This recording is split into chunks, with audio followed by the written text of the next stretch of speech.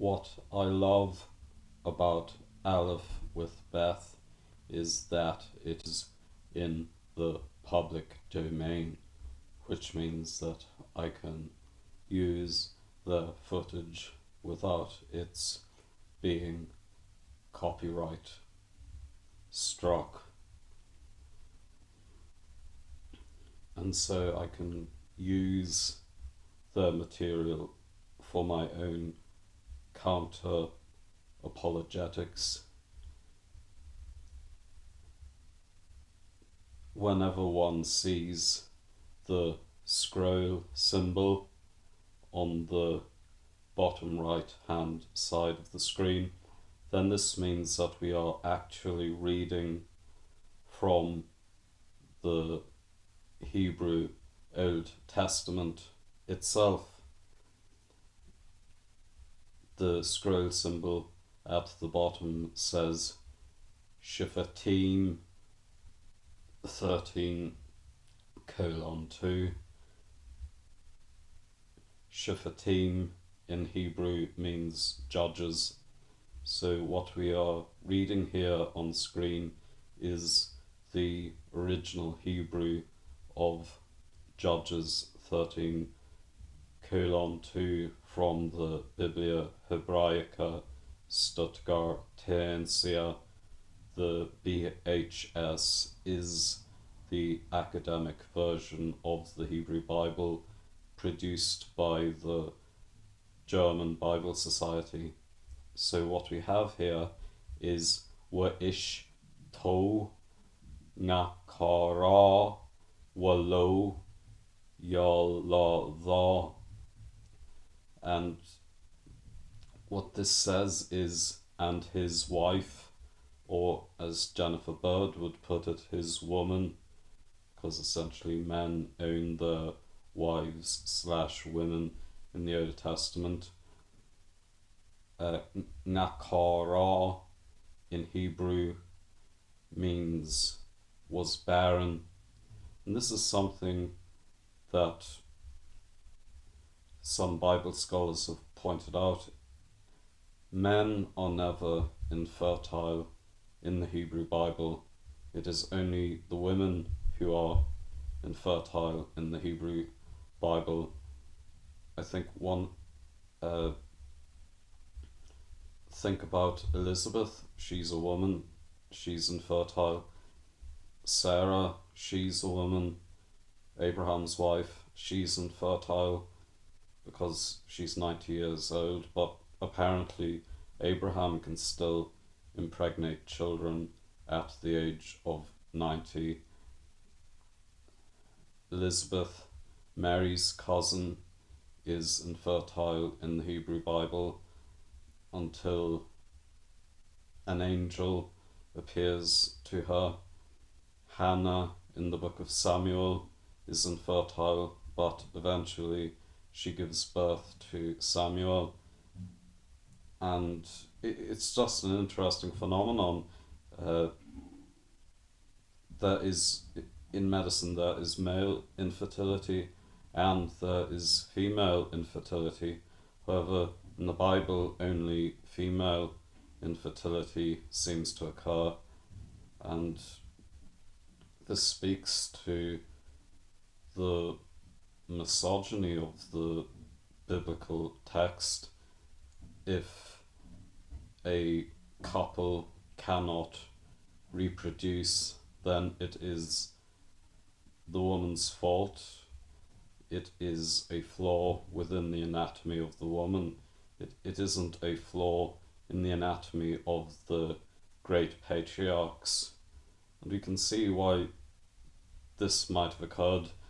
Nobody would want Abraham, the father of Judaism and of Christianity and of Islam, nobody would want to say that he was impotent or he was shooting blanks.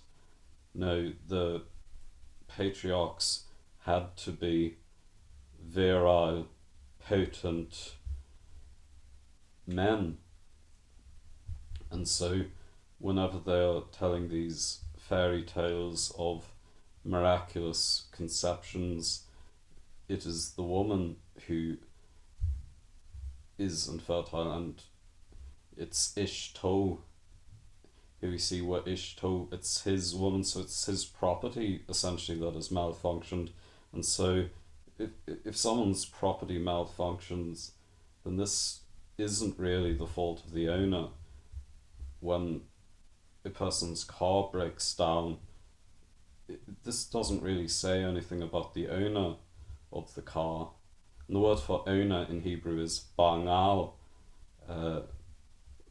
In English we usually pronounce this as Baal or Lord, but bangal means both husband and owner.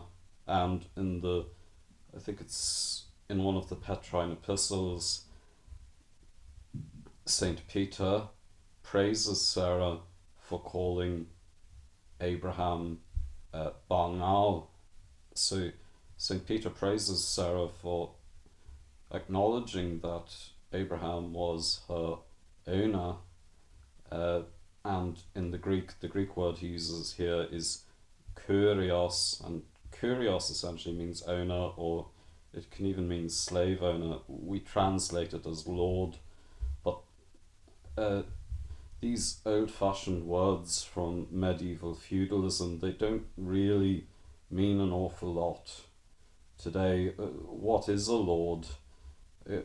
Well, in medieval feudalism, a lord had human chattel. He had serfs. The word serf comes from the Latin servus, which means slave. So kurios or lord probably in most instances could be translated as slave owner or slave master. And again, John MacArthur has written a brilliant book on this topic, the slave theology of the Bible.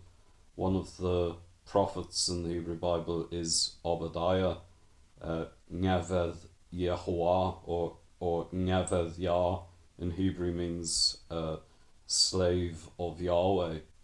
And so let's look at this again. Wa ishto nakara wa lo ya la dha. So wa lo ya la dha means she did not bring forth a generation. So or Hebrew doesn't really have tenses, so we can translate it, she did not bring forth, but I think this is usually the present tense, yaladha, but it is a female form of the verb. Yaladha is a female form of the Hebrew verb. Toldoth means generations, and this noun comes from yeled in Hebrew. Nouns are usually derived from verbal roots. So his wife was barren and did not bring forth. So the Bible puts the blame on the woman for this is Manoach's wife, and again, that is all she's referred to. She doesn't have a name. Her name comes from Manoach. And we have a remnant of this with females taking the name of their husband when they get married. In a sense that the woman loses her name and assumes the identity of her husband. However, in the Bible it is much worse. A lot of the women in the Bible are never named. They are only designated by their relationship to their husband. So we have Lot's wife, she isn't named. Noah's wife, she isn't named. And now we have here Manoach's wife, and Manoach was the father of Samson.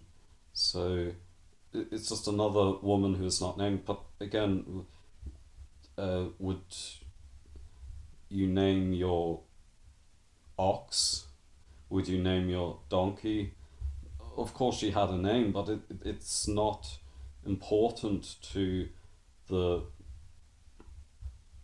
cultural. It doesn't matter to these scribes. These scribes, this woman belongs to Manoach, and that's that. And so I just wanted to bring you some counter-apologetics from the Hebrew version of the Old Testament.